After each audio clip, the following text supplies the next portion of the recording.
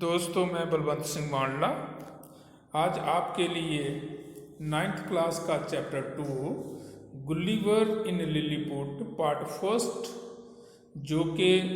जो Nathan Swift द्वारा लिखा गया है, इसको लेकर के आया हूँ।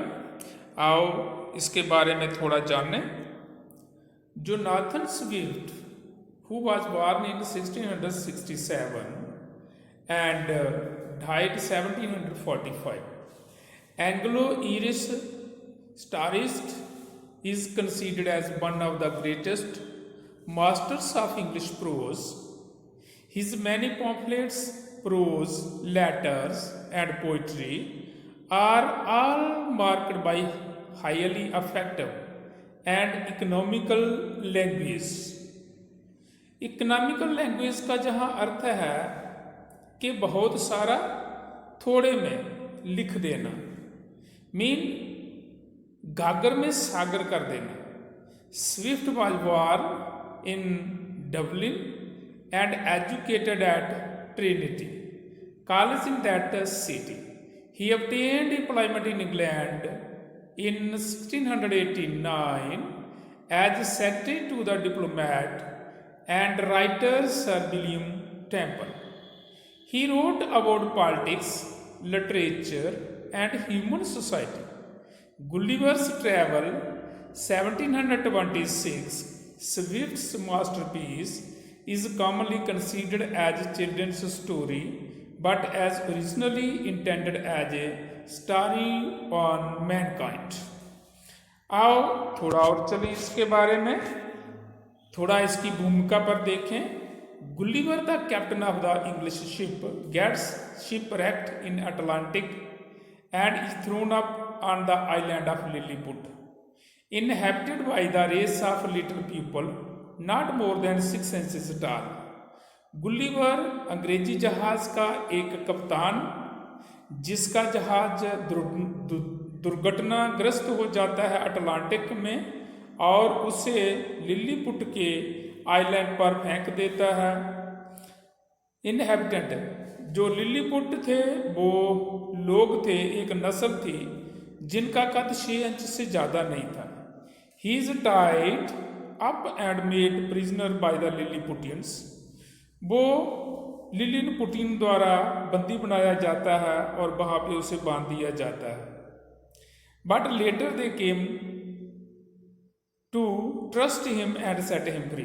परंतु बाद में वो उस पर विश्वास करते हैं और उसे स्वतंत्र कर देते हैं, मुक्त कर देते हैं.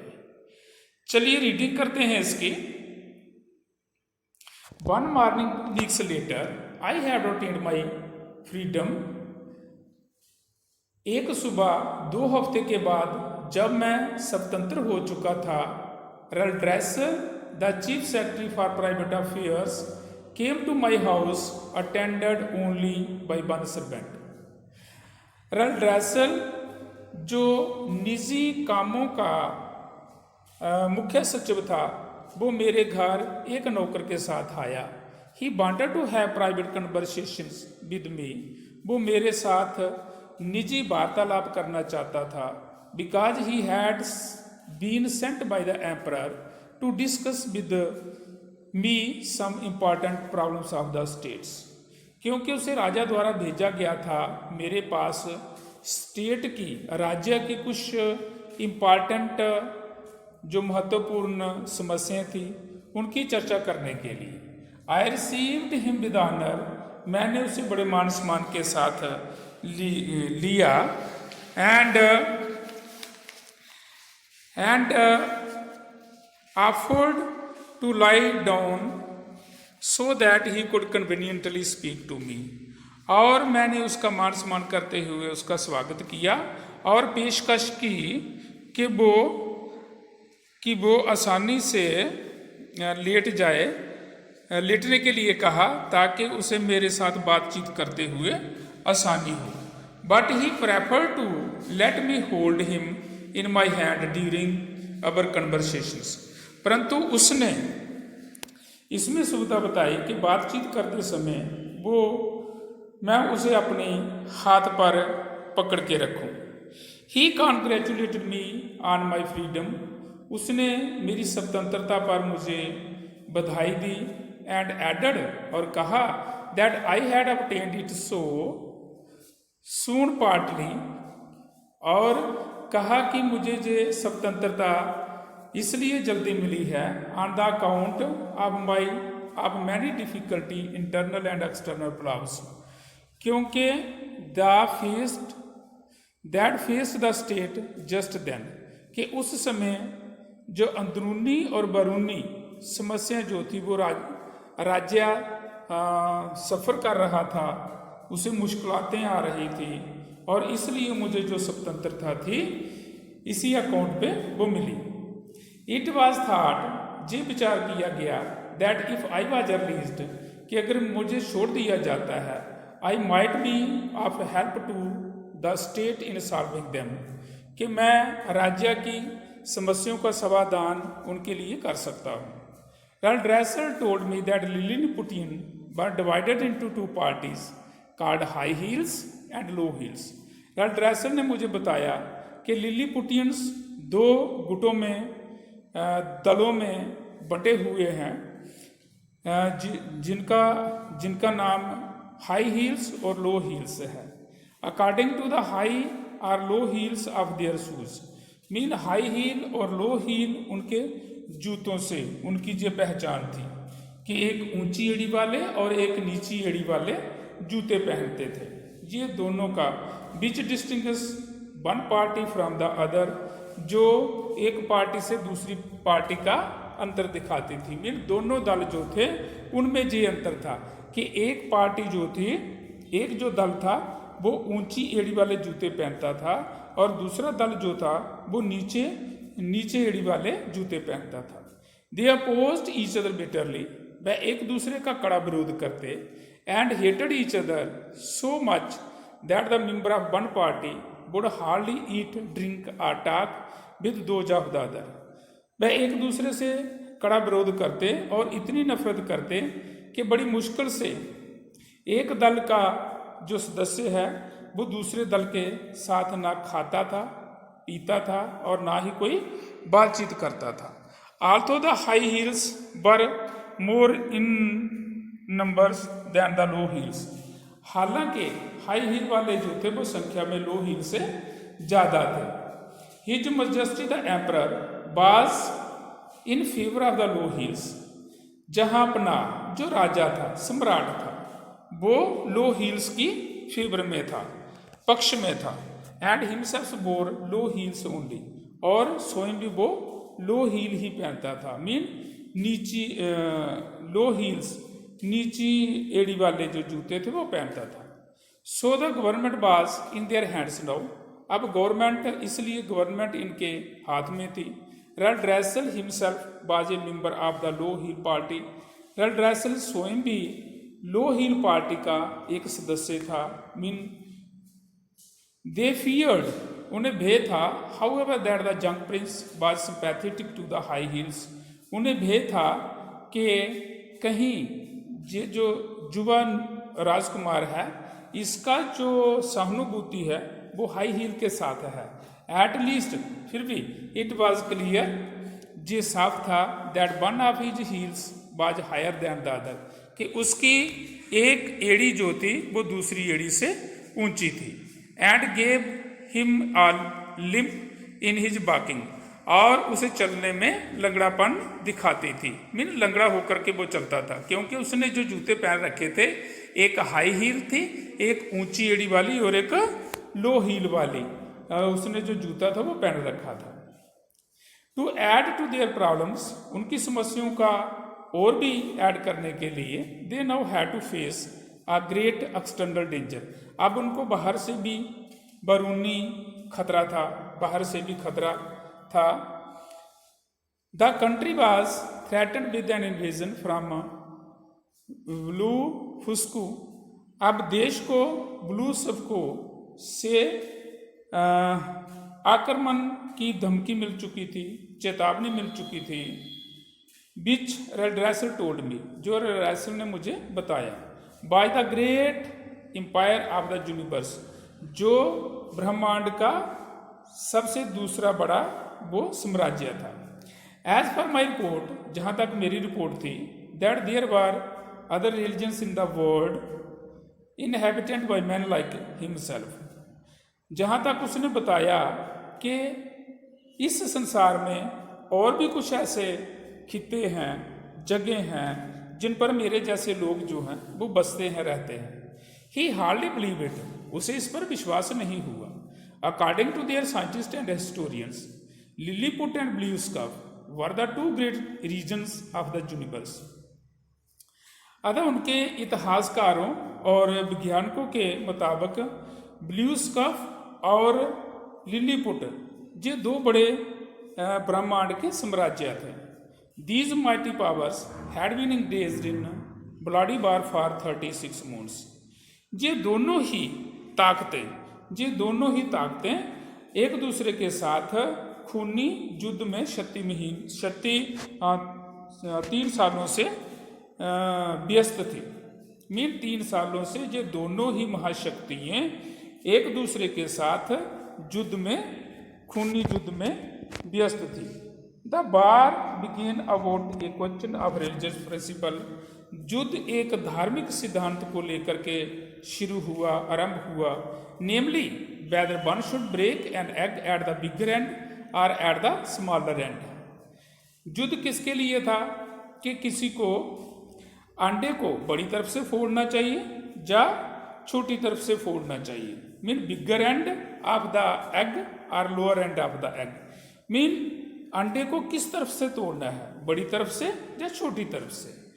The ancient practice of course was to break it at the bigger and.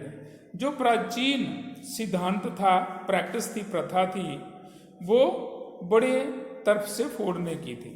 But the present emperor's grandfather, परंतु वर्तमान राजा का दादा, when he was a boy, जब वो एक बालक था, happen to cut one of his fingers when breaking an egg at the bigger end. परंतु वर्तमान राजा का दादा जो उस समय एक बालक था, happen to cut one of his fingers, उसकी बड़ी तरफ से अंडे को फोड़ते हुए उंगली कट गई। Other so the emperor, other इसलिए राजा ने, हिज फादर जो उसका पिता था, published an order prohibiting the practice of breaking eggs at the bigger end. राजा ने एक हुक्म जारी कर दिया कि कोई भी बड़ी तरफ से अंडे को फोड़ेगा नहीं, ये हुक्मनामा कर दिया। There was bitter opposition to the new law. इस नए लॉ को लेकर के, नए कानून को लेकर के बड़ा विरोध हुआ। And there were frequent rebellions on account of it. और इसको लेकर के लगातार बहुत सारे जो विद्रोह थे वो शुरू हुए। One emperor lost his life, एक शहनशाह ने, राजा ने अपना जीवन गवा दिया। एंड अदर हिज क्रोन, और दूसरे ने अपना राज मुकुट हरा दिया, त्याग दिया। इन दीज रिबेलियंस, इन विद्रोहों में एक राजा ने अपना जीवन गवा दिया और एक ने अपना ताज, मीन अपना सिंहासन गवा दिया। Many 100 books were published about the question. बहुत सारी किताबें इस प्रश्न को लेकर के छापी गई।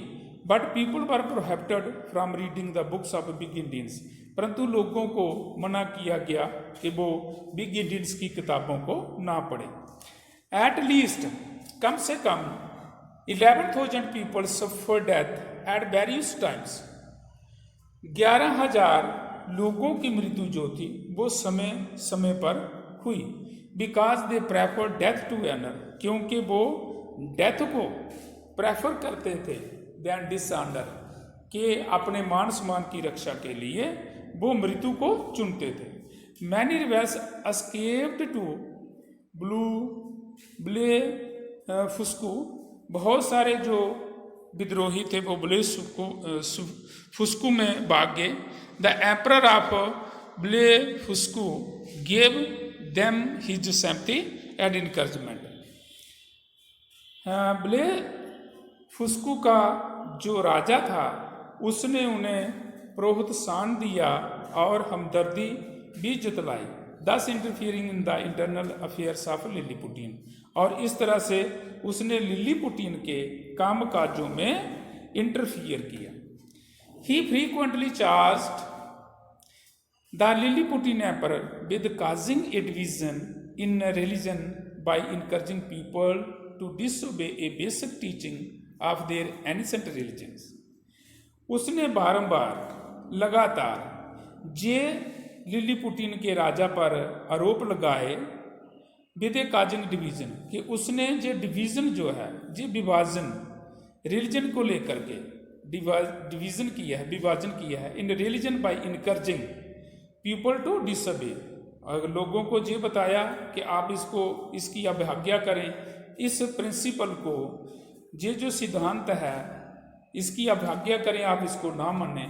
ए basic teaching of the ancient religion, जो एक मूल उनका धर्म का सिद्धांत था, एक टीचिंग थी उनकी, which is given in the 54th chapter of their holy book, जो उनके जो 54th चैप्टर में उनकी जो पवित्र ग्रंथ है, किताब है, उसमें लिखा गया। All believers shall break their egg at the convenient, सभी जो बिलीवर्स हैं, इसके मानने वाले हैं, वो अपनी सुविधा अनुसार अंडे को किसी भी तरफ से फोड़ सकते हैं, मीन बड़ी तरफ से फोड़ सकते हैं या छोटी तरफ से फोड़ सकते हैं। But Reldresal thought that his charge was baseless, परंतु रेलड्रेसर ने सोचा, विचार किया कि जी उसका आरोप निराधार है। For which was the convenient end was a question for each man to decide according to his conscious. जी अभी भी एक प्रश्न था कि हर एक को इस पर विचार करने के लिए, कि अपनी अंतर्गत आत्मा से विचार करने के लिए कि सहूलत के लिए या सुविधाजनक कौन सा है, किस साइड से, बिगर एंड से या स्मॉलर एंड से अंडे को तोड़ा जाए। जी अभी भी एक क्वेश्चन था उनके लिए। The two empires were engaged in a war over this question and there were frequent battles. दोनों साम्राज्य एक दूसरे के साथ इसी प्रश्न को लेकर के युद्ध में, लड़ाई में व्यस्त थे, और अक्सर बारंबार उनके युद्ध जो थे, लड़ाइयाँ जो थी, वो होती रहती। Just now the man of Blefuscu were intending to invade Lilliput. अभी जो ब्लू फुस्कू के मैन थे, आदमी थे, या उनकी जो सेना थी, वो लिलीपुट को इन्वेड करना चाहती थी, आक्रमण करना चाहती थी। The Scots sent out by Lilliput had reported that a fleet was getting ready to start. जो सिपाही या जासूस लिलीपुटिन ने वहाँ भेजे थे, उन्होंने रिपोर्ट किया कि उनका बेड़ा जो है वो तैयार हो रहा है, युद्ध के लिए तैयार हो रहा है, उनके युद्ध पोत तैयारी कर रहे हैं युद्ध के लिए। इन दिस सिचुएशंस अतः ऐसी परिस्थिति में the emperor wanted my help in defending Lilliput against the invaders. इस परिस्थिति में वहाँ का राजा मेरी सहायता चाहता था कि मैं आक्रमणकारियों से लिलीपुटिन की रक्षा करूं। आगे चलते हैं अगले पेज पे। I avoided entering into a discussions of their party question. मैंने उनके जो दल के प्रश्न थे उन पे चर्चा करने का अपना वो इंटरेस्ट नहीं बताया। अवॉइडेड मीन इसकी मनाही की कि मुझे इसमें कोई इंटरेस्ट नहीं है। I avoided entering into a discussion of their party question or religious principle, जा उनका जो धार्मिक सिद्धांत हैं, विद रिड्रेसर, मैंने रिड्रेसर के साथ ये अपना इंटरेस्ट जो है इसको अवॉइड किया कि मैं इसमें नहीं पढ़ना चाहता। I told him that as a foreigner, मैंने उसे बताया कि एक विदेशी होने के नाते I had no right to interfere in them, एक विदेशी होने के नाते मेरा ये कोई राइट नहीं बनता, अधिकार नहीं बनता है कि मैं आपके कामों में दखल अंदाजी करूं। But I asked him to tell the emperor, परंतु मैंने उसे कहा कि आप राजा को बताएं that I was his loyal soldier, कि मैं उसका एक वफादार सिपाही हूँ, रेडी टू डिफेंड, तैयार हूँ रक्षा करने के लिए, हिज ऑनर, उसके मान सम्मान की रक्षा करने के लिए हाजिर हूँ, at the honour of the country, और उसके देश की रक्षा करने के लिए, in case there was an invasion, अगर उनके देश पर कोई आक्रमण होता है तो वो उसके मान सम्मान की रक्षा करने के लिए और देश की रक्षा करने के लिए बिल्कुल तैयार है। तो ये थी कहानी हमारी। अब ग्लॉसरी में इसको देखते हैं। Invasion, attempt to conquer, empire, a group of countries ruled by a single person, historian, someone who writes about or studies history, bloody, extremely violent and involving a lot of blood and injuries, prohibit to officially forbid something, scout a person, especially a soldier, charge, accuse formally. So this is all from this lesson. I hope that you have understand. मुझे पूरी आशा है कि आपने इसको अच्छी तरह से समझा होगा। तो अगला जो लेसन है वो आपके लिए अगले वीडियो में लेकर के आते हैं, ठीक है। तब तक आप इसको एक दो बार देख करके इसको पूरी तरह से अंडरस्टैंड करो, और इसके जो क्वेश्चन आंसर्स हैं वो आप इसी लेसन में से बीच में से निकाल सकते हैं। वेरी इजी क्वेश्चन से हैं, जो भी से पीछे एक्सरसाइज है वो इजी है, कोई इसमें टफ वाली चीज़ नहीं है। फिर भी आपको कहीं से कोई डाउट लगता है तो आप हमें संपर्क कर सकते हैं। That's okay, wish you are the best.